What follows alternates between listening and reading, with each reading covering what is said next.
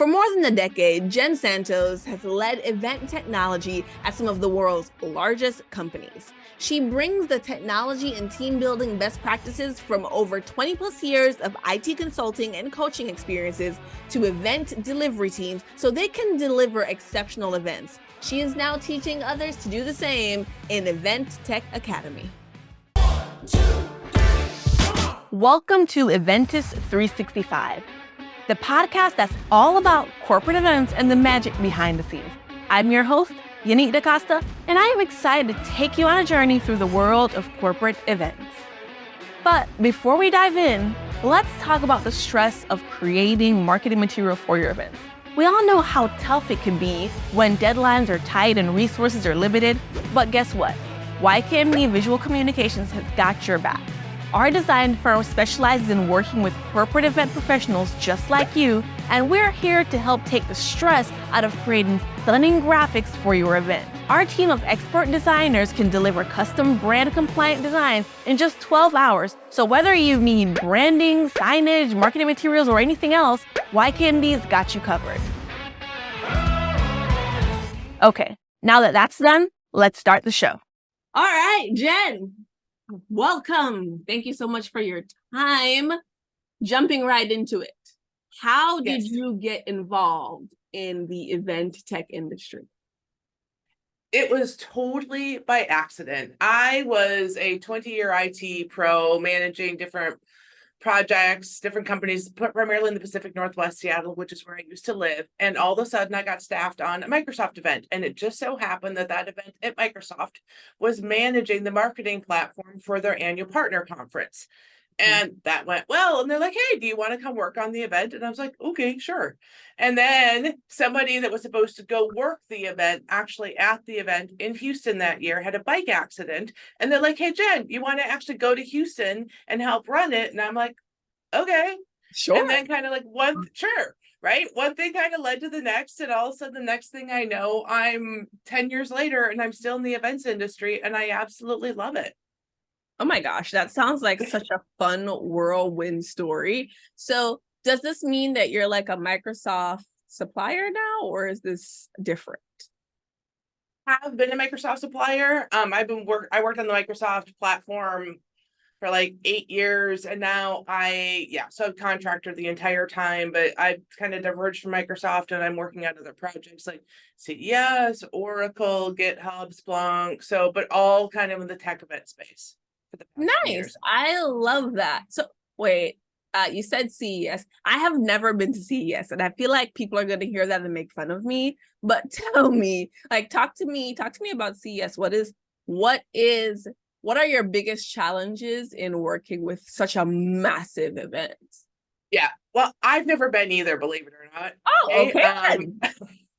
So this last year I managed the mobile app for them. And so I did it all from my home in Salvador, Brazil, which is fine because I'm not a big Las Vegas fan, which I think is kind of sacrilege in this industry, but whatever.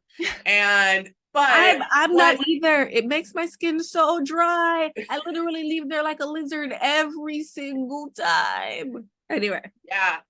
My pet peeve is walking through the casinos and just like ingesting the smoke. I'm just like, oh God, no, we love that. We love it. We love it. We love it, especially when we have asthma. We're like, yeah, exactly.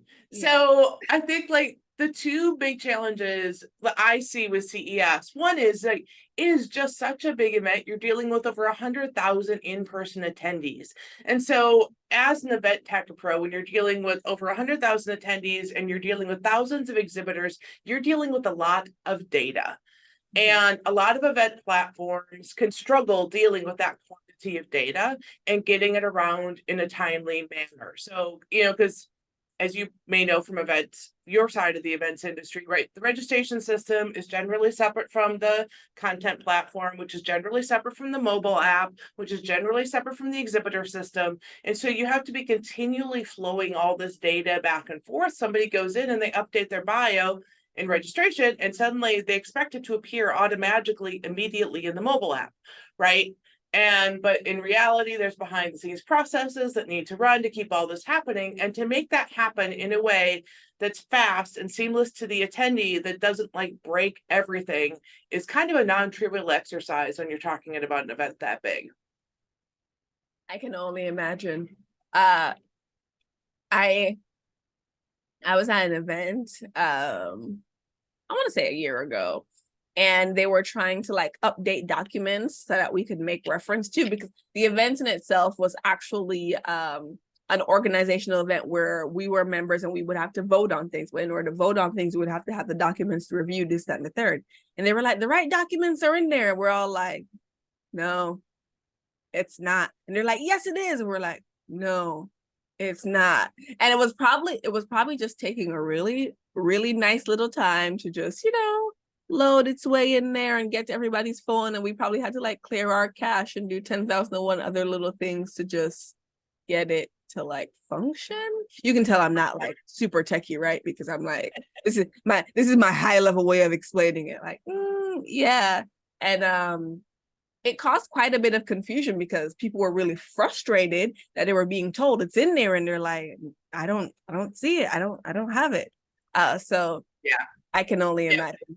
So do you feel like that's one of the biggest challenges you see with like event organizers, or at least when they're trying to incorporate technology? Or is there something else that's like super massive where you're like, the biggest challenge they have is this? Yeah, no, totally. I think the biggest challenge for event organizers, and that we as event tech professionals and working in the events industry, is that our event owner, our event organizer will go to another event. They're like, oh my God, I saw this super cool thing, and we talked to the company, and we're going to add this to our event now. And we're like, okay, well, A, the event's in 4 weeks, and B, like it doesn't work with the rest of our tech stack. We need to do an evaluation, particularly in corporate tech. Does it meet all the regulatory things to even be included in our tech stack? Like, is it going to integrate seamlessly for the attendee? Can we do SSO or single sign-on so people don't have disparate logins? Like all these different little questions that we need to have answered to make it a great experience. And the event owners, the event planners, they shouldn't have to know that. That's not their job. That's our job. But they fall in love with an idea, make an agreement with somebody, and then they come back and tell us, and we're like, okay, but that's going to be really crummy because of what we have already. So do you feel like in that moment then, like as an event tech professional, you are basically charged with trying to solve this problem and deliver on this idea and this concept, even though you weren't necessarily consulted about the ideation? Yes. Yep. Yeah, exactly. And what we will often do in that scenario is like, okay, cool. So, if it's something that we can easily slip in, that's not a thing, but it's something we can do, we will do it, right? We'll do it, right? But then if it's like, okay, so we have like these 3 red flags, that means we can't. So what is the actual problem you're trying to solve? What is the experience you are attempting to provide for our attendees? Okay, well, we can't do it this way, but maybe we can get to something similar by doing X, Y, and Z. So how about we go down this path for this year? And then for next year, let's take a step back, kind of add this into our tech roadmap and see how we can do it better next year to meet the objectives. And maybe it is with this tool because we can work through the obstacles, but maybe it's not. And maybe we can find a tool that still gets where you want to go, but is going to be one that's going to be a better fit for the organization from an event tech stack standpoint. That was a lot of really hard words. words. So what I heard, and I've said this before, which is funny because I don't know if I said it on my podcast or on someone else's podcast, and this is what happened when you talk too much. The process sounds like a matter of communicating with your team on a regular basis, not necessarily just with your printers, but like having transparent conversations with your vendors and like really allowing them to showcase the subject matter expertise that you hired them for, so that you don't incur the massive road bumps that could completely derail what's happening. So my favorite part when you were talking about identifying the problem, like what's the problem that you're trying to solve, and like what's the experience that you're trying to create for the attendees, because that, like that frame of mind, that thinking is, look at me with my pen in my hand, that frame of mind is essentially what I believe has always made the best working relationships, not just in like events, but just like in any environment. Like, what is the problem you're trying to solve? What is the experience you're trying to create? And that kind of allows everybody to solve for the same problem within their box, right? And then you kind of put these things together so that you can all move forward in one like really great direction and accomplish this goal. Like, oh my gosh, we did this thing because we all did it together. How awesome. So I appreciate that. Can you share some examples of technology that's kind of helped to elevate an event experience? Yeah, so it's funny. When I was thinking like, how can event tech elevate an experience, right? And I'm like, to me, I think event tech is at its best when you don't even really notice it, right? Like if you could just make it work seamlessly, and it's not an impediment, it is doing its job. So for example, if you can have a check-in area that can be touchless, right? Because you can just kind of show up and you have your QR code and you just click one button to confirm, yes, this is who I am. Maybe you hand over your ID. Hopefully you hand over your ID to somebody, right? And then they print out your badge and off you go. You sign in once, all the different tools work. It doesn't matter how many pieces of technology that we put together behind the scenes, it all just works. You know, if you can do, and this is kind of gets into the whole privacy GDPR area, but which is kind of like where we're heading next in terms of like event tech challenges. But if you can do a really nice, strong recommendation engine using AI to recommend attendees, recommend sessions, recommend exhibitors, again, that's all sitting there in the background, but it's doing so much to make an attendee experience better. And then, like just at a super tactical, like nuts and bolts level particularly for an event organizer, imagine, put yourself back in the world of in-person, if you can remember those days. And we would have like workshop spaces, like a lab space, right? And you've got 25 computers.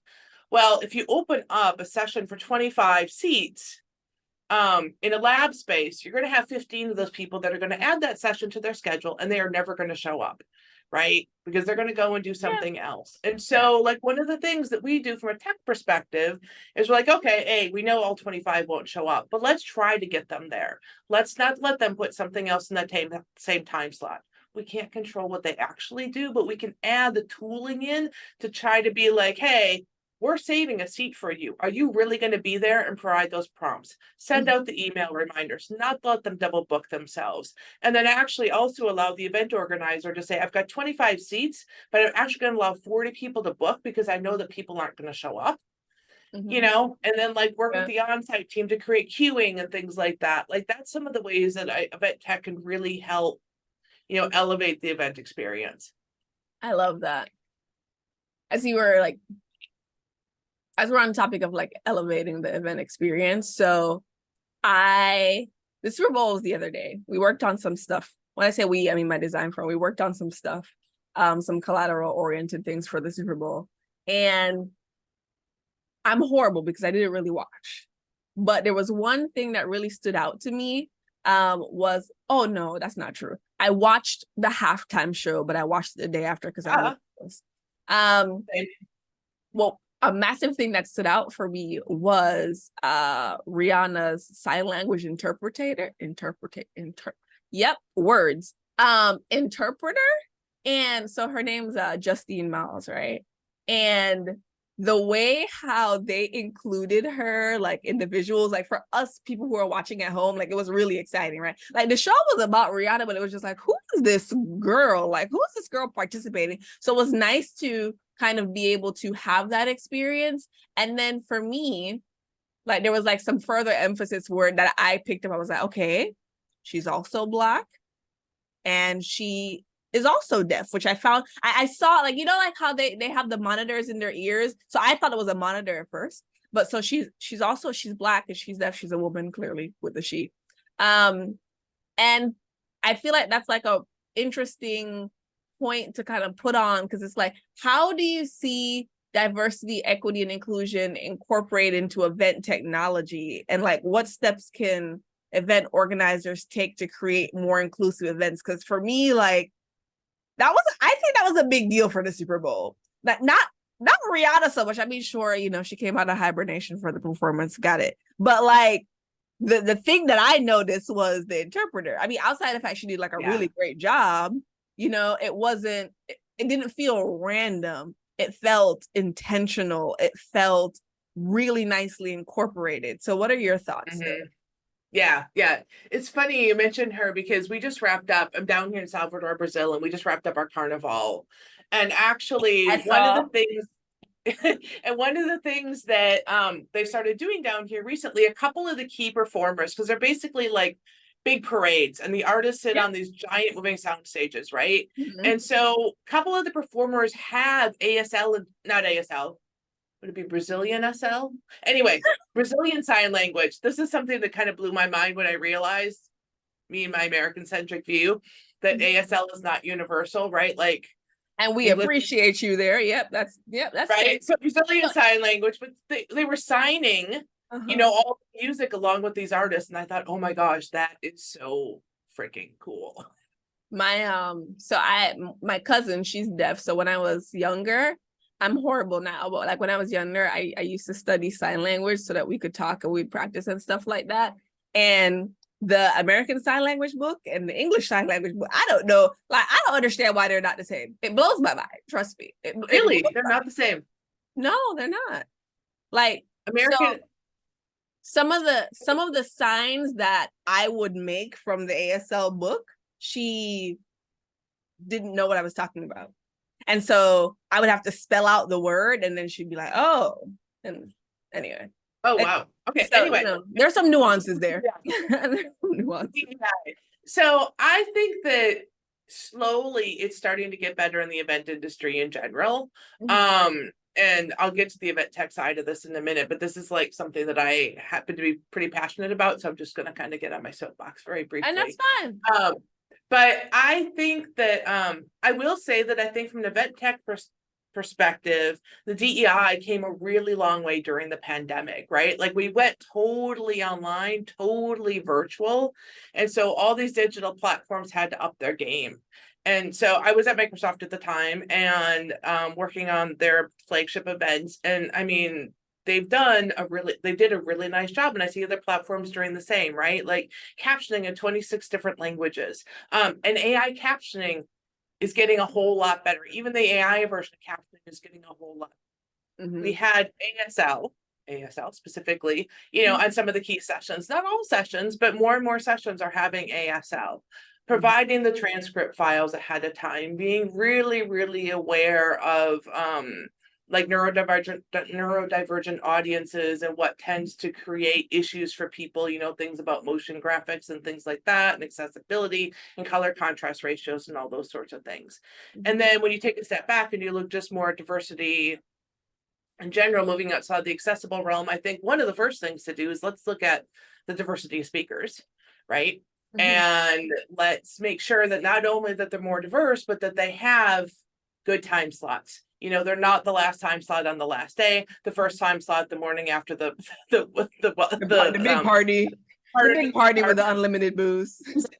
Exactly that. So actively seek out diversity in our supplier pool. I remember when gosh, you know, that's my soapbox. Okay, that's my soapbox. I mean, I'll let you continue. Really high. When I was early in my event career, I remember working with a woman, her name is Heather, and she would always, every year, she ran registration, but every year she would go and she would pick somebody, a small supplier, to like do one small little part of the registration experience or some small part of the tooling. And I thought that was so cool that she was going and picking out these, small suppliers that wouldn't otherwise necessarily have a chance to work with a Microsoft. They could put that on their resume. And I thought that was absolutely amazing. And then with that, I think it's also, let's train our staff and our crew. Let's put them through some DEI training, right? Like, I have worked on events that have been inclusion events specifically, and I have heard stories about the staff and the crew that were not up to speed on some of these sorts of things. And then the people that were speaking at these events, participating in these events, had not great experiences, unfortunately. And so, particularly when it came to like gender identity and those sorts of things, a lot of mispronouns and things like that. I think you could also, again, not up from the event tech standpoint, but how about we provide some discounts to certain audiences, right? For both attendees and for to provide access to knowledge, right? Oh my gosh. So, all right, I'm sorry, I'm back on the soapbox. So there's okay, so I'm president of this thing called the Graphic Artists Guild, and it's a trade association for graphic designers. And since like I became a member, which is like maybe 2014, 2015, I promise I'm gonna actually get the real date for somebody someday. But my biggest thing was, for a long time, I felt like I was the only voice for Black people in the graphic arts industry. Because I mean, the Graphic Arts Guild is a leader in the industry, right? Like, we have a lot of influence.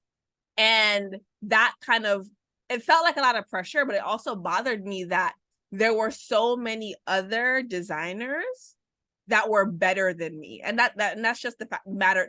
It's just matter of fact. They're better than me, but they don't understand how to run a business because they don't have access to the resources or information that tells them how to do that, because they don't know it exists, because that's not like, they're not within that social sphere of people who talk about that regularly.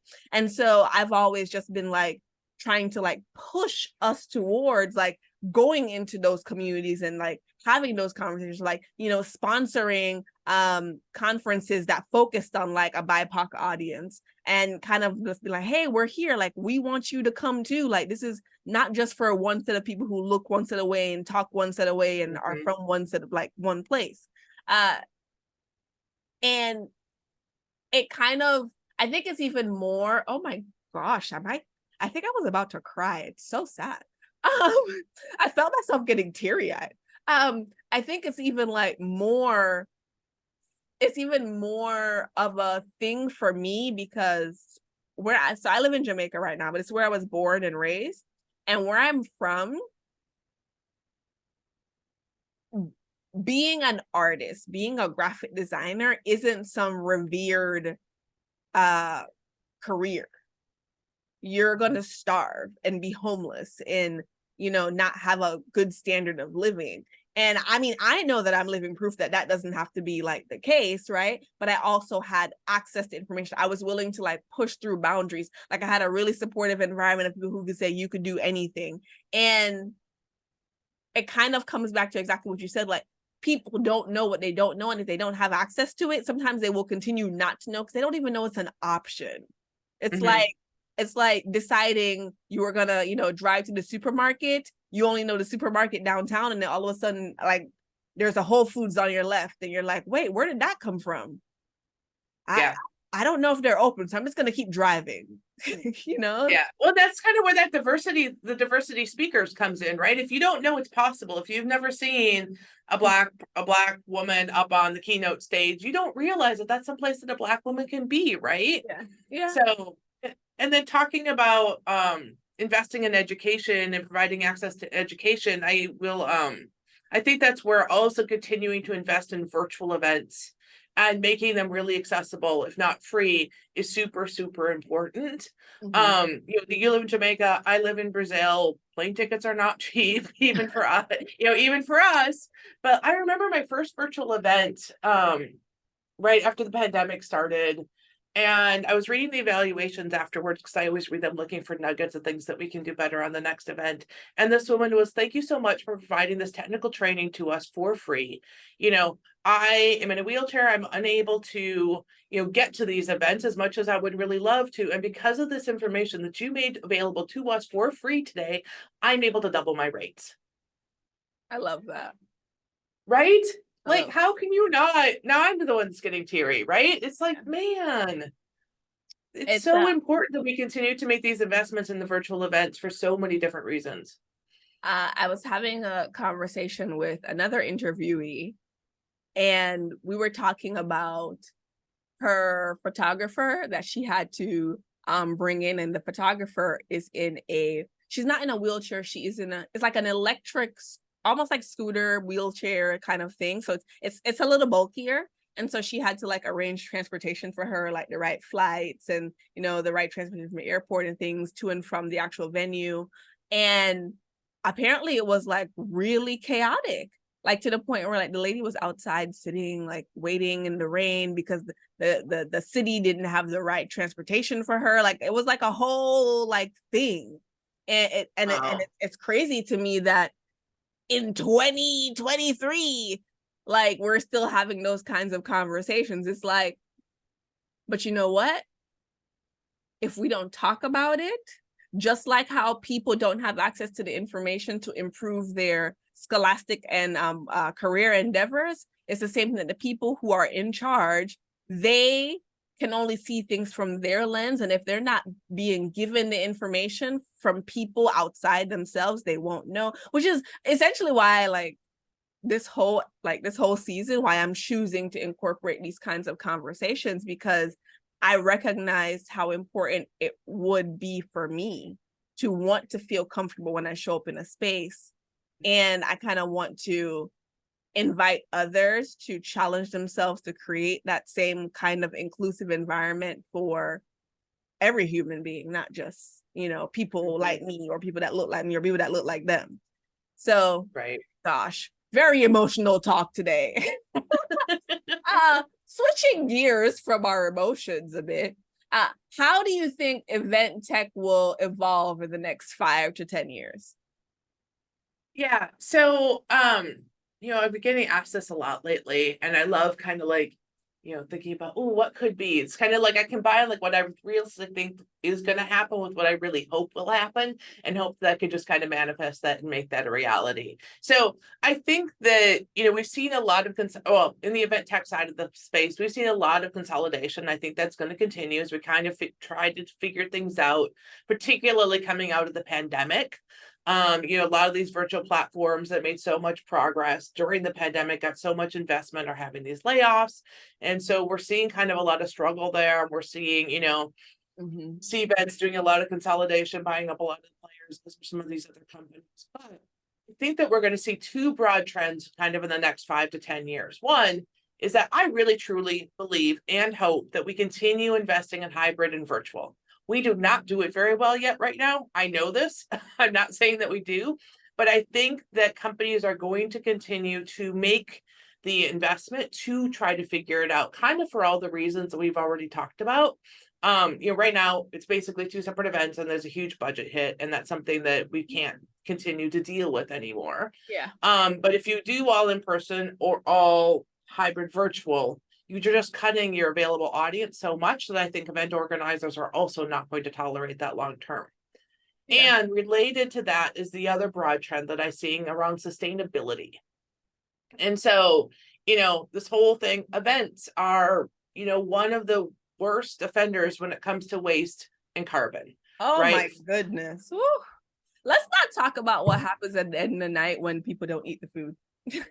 No, let's really not, and I know that there's like initiatives are starting around these things right now. We can donate some of it. We can only realistically donate so much, right? When you show up with 8 tons of food, I'm probably exaggerating the volume, but to a shelter or to an organization, it all has to be eaten really, really quickly or it goes bad. I mean, that's just the reality. Where are they going to store it? Yeah.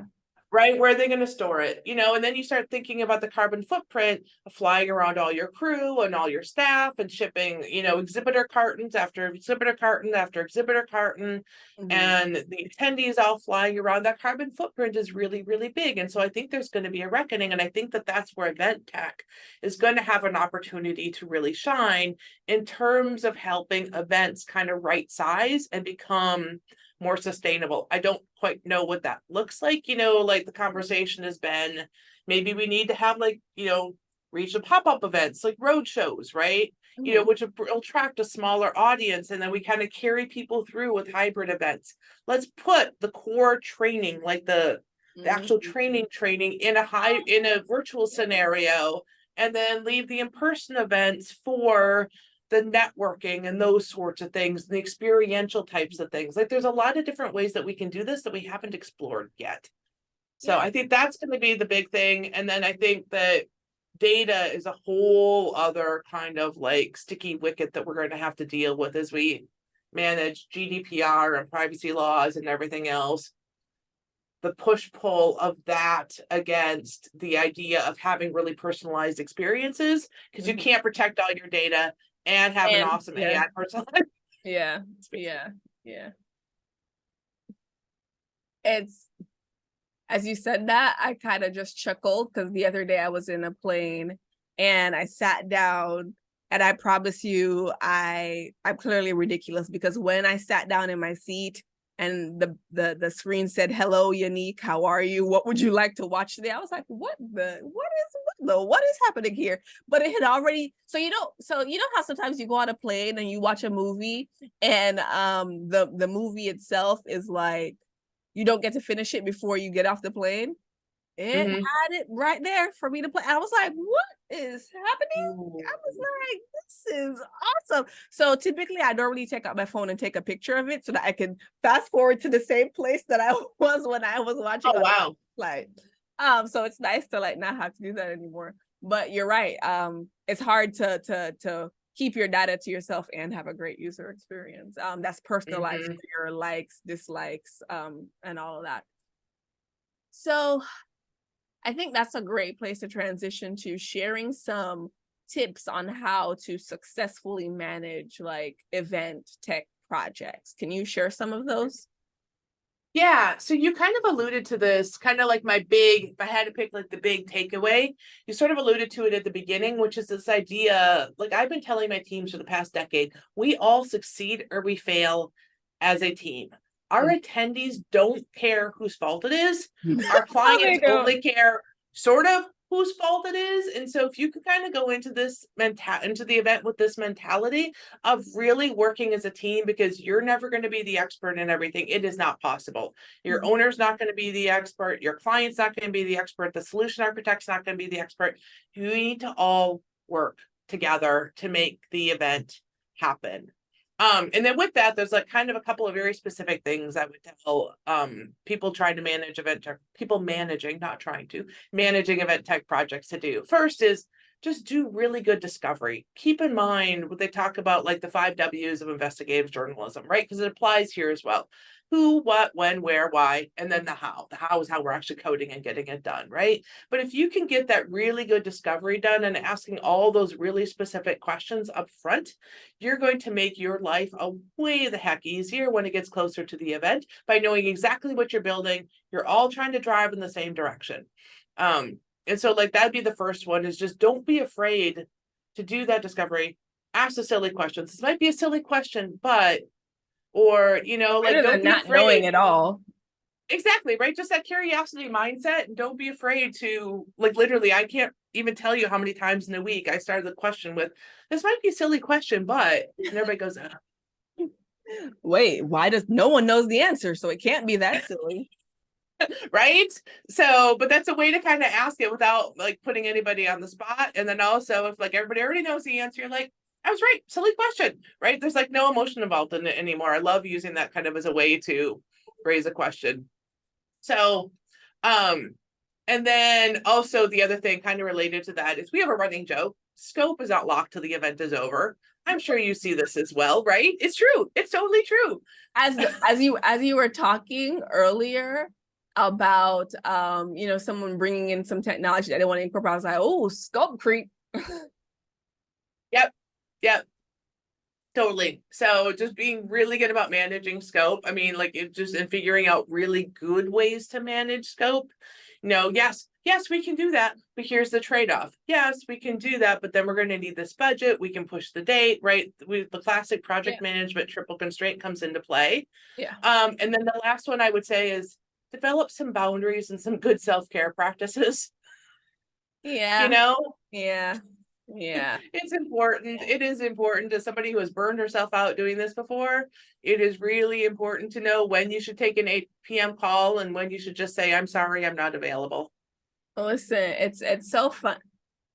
Oh, when I was actually in corporate working on events, the days were brutal. Okay. Mhm. And sometimes boundaries can be so much harder to enforce when you are actually in the corporation than when you are a contractor. But Yeah. man, sometimes those would be like 15-hour days, and then you have to wake up in the morning and have the, and then you'd have to actually look cute when you get there, like cute but practical. So you have to have these cute shoes, but like they can't be heels, so they have to be flat, and then makeup's still done, and the hair is brushed together, and then you have to have a pleasant disposition because you're now going to interact with a bunch of people who are probably equally frustrated about something that is beyond your control, and they have like all the questions about, and you're like, I just do the graphics. At least that's me. But yeah, thank you. Thanks for sharing that.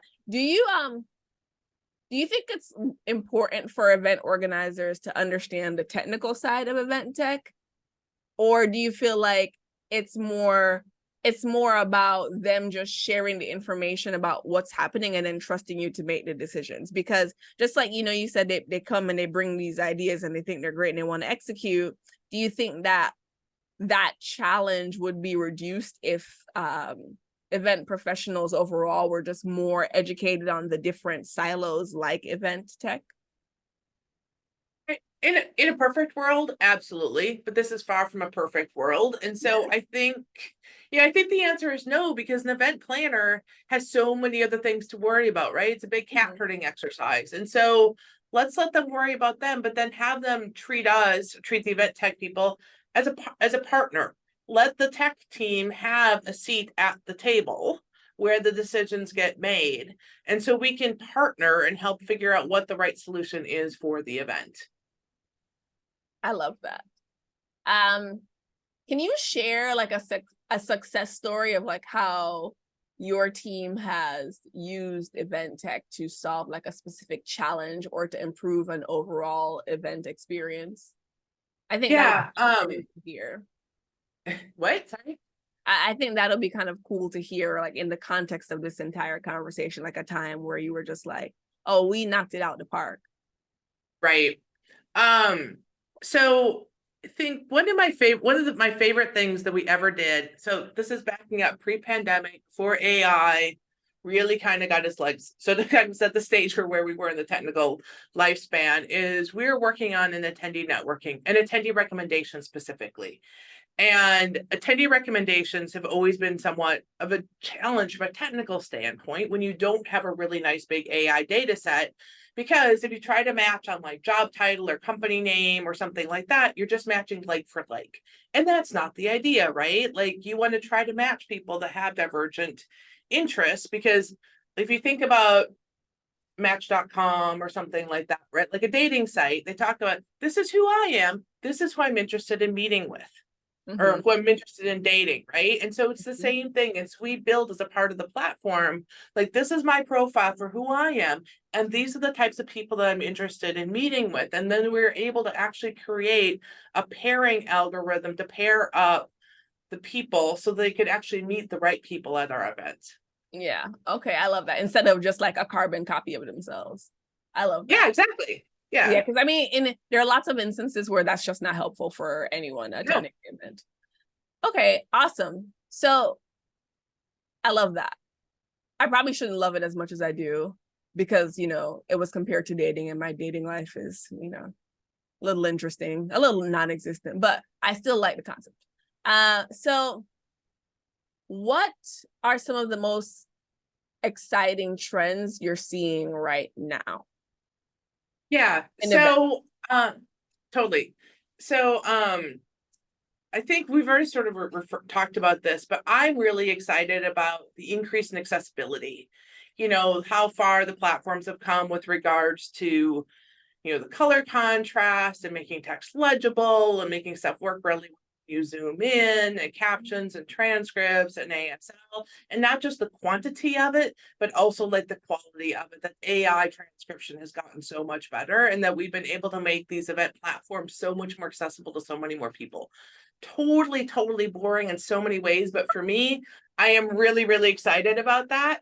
And then I'm excited to see people working on AI and making the AI power services really powerful. I think we are still very much struggling with dealing with all the data privacy issues that you and I talked about, but I think that just watching the work happen, I think is really exciting to think about where we could be, a few years from now. I love that. Thank you. I'm definitely not anti-AI. I feel like AI is just like another machine, like the lawnmower. It's not there to replace you. It's definitely there to help you and to create a better experience. And I think it's just about us as human beings trying to figure out how to use it to help us, like a car or like a bicycle, whatever it is. Yeah. What advice would you give to someone who is interested in pursuing a career in event tech? Well, since I'm in event tech and I love it, I'd have to say go for it. But I would also say, as you and I have talked about, this is a fast-paced industry that tends to burn people out, and there's very real implications to getting things wrong, particularly in the event tech space. You get your registration screwed up and the on-site experience becomes a hot mess. Like, you just have to be really careful about what you're doing. So if you're going to go for it, don't let yourself get thrown into the deep end of the pool. Make sure you get some training, you get some mentoring, you've got somebody to look out for you and to kind of watch over you. And if I can give a little plug to my own work here, I have the Smart Event Academy that is precisely for this. I have a foundational event tech foundations course that is designed to help event tech newbies kind of make those awkward first reps in terms of managing an event tech project so that they can go into a real event tech project and lead that thing with confidence.